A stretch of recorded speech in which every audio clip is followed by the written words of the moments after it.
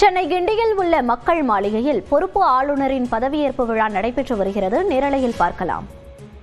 கூடுதல் விவரங்களோடு இணைகிறார் நமது செய்தியாளர் அபினேஷ். அபினேஷ், இது குறித்த விவரங்களை பதிவு பண்ணலாம்.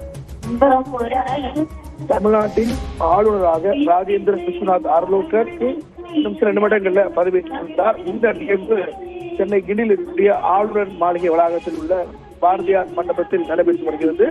தமிழ்நாட்டின் ஆளுநராக ராஜேந்திர விஸ்வநாத் அர்லோகர் பொறுப்பு ஆளுநராக கடந்த 3 தினங்களுக்கு முன்பு குடியரசுத் தலைவரால் அறிவிக்கப்பட்டார். அவருக்கு இன்று சென்னை உயர்நீதிமன்றத்துடைய தலைமை நீதிபதி சுஷ்ருத் அரவிந்த் தர்மாதிகாரி பதவி பிரமாணம் செய்து வைக்கிறார். தமிழ்நாடு ஆளுநராக இருந்த RN ரவி மேற்கு வங்க மாநிலத்திற்கு மாற்றப்பட்டிருக்கக்கூடிய நிலையில கேரள ஆளுநர் அர்லோகர் தமிழ்நாட்டின் பொறுப்பு ஆளுநராக நியமிக்கப்பட்டார். இதையடுத்து அவர் இன்று இன்னும் சில நிமிடங்கள்ல அவருக்கு பதவி ஏற்பு நிகழ்வு என்பது நடைபெற இருக்கிறது. குறிப்பாக சென்னை உயர்நீதிமன்றத்துடைய தலைமை நீதிபதி சுஷ்ருத் அரவிந்த் தர்மாதிகாரி பதவியேற்று வைக்கக்கூடிய அந்த நேரடி காட்சிகளை பார்த்து வருகிறோம்.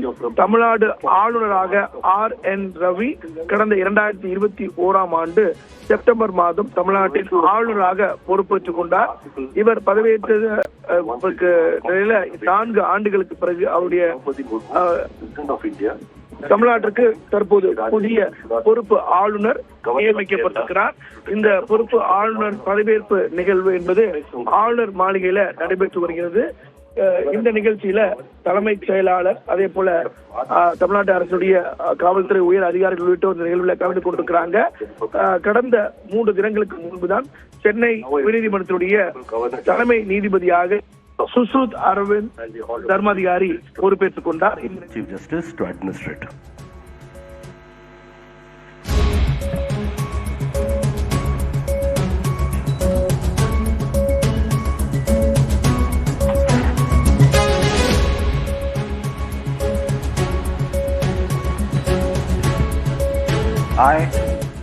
I, Rajendra Vishwanath Arlekar, do swear in the name of God do swear in the name of God that I will faithfully discharge the functions of the Governor of Tamil Nadu that I will faithfully discharge the functions of the Governor of Tamil Nadu and will to the best of my ability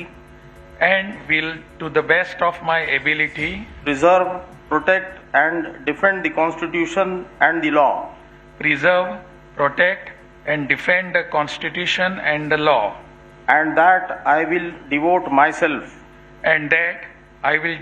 myself to the service and well-being of the people of Tamil Nadu. To the service and well-being of the people of Tamil Nadu.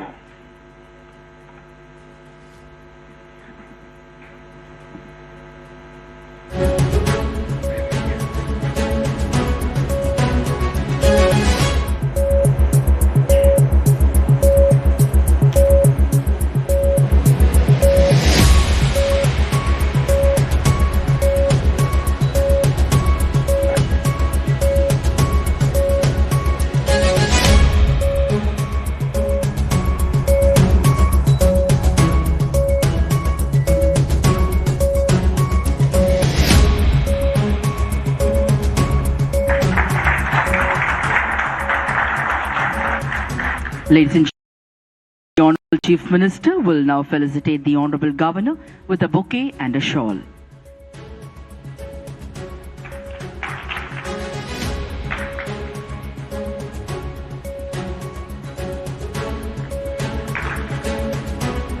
Thank you, sir. The Honorable Chief Minister will now greet the First Lady with a bouquet.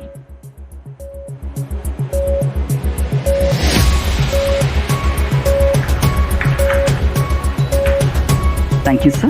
The Honorable Chief Justice will greet the Honorable Governor.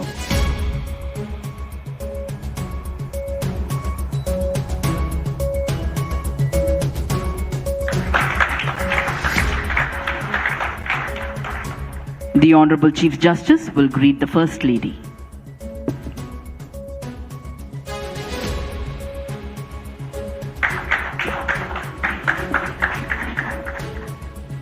Thank you, sir.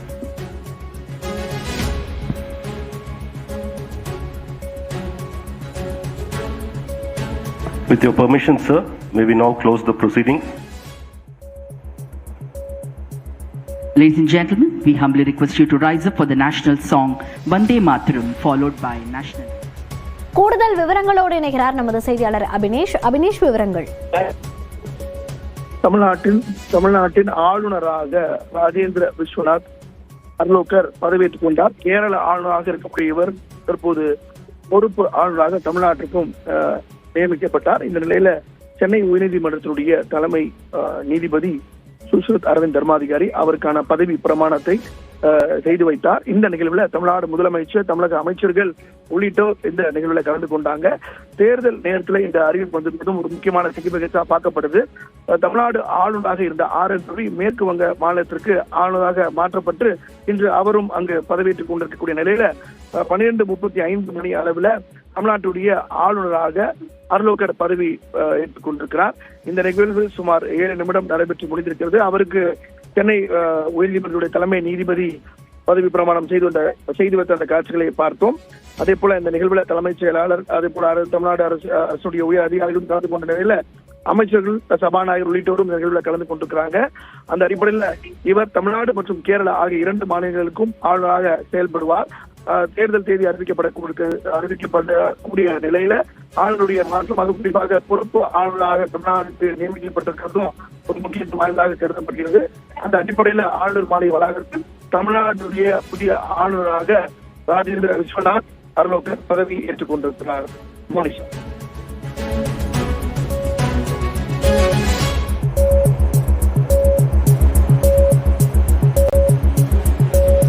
விவரங்களை பதிவு செய்தமைக்கு நன்றி அபினேஷ்.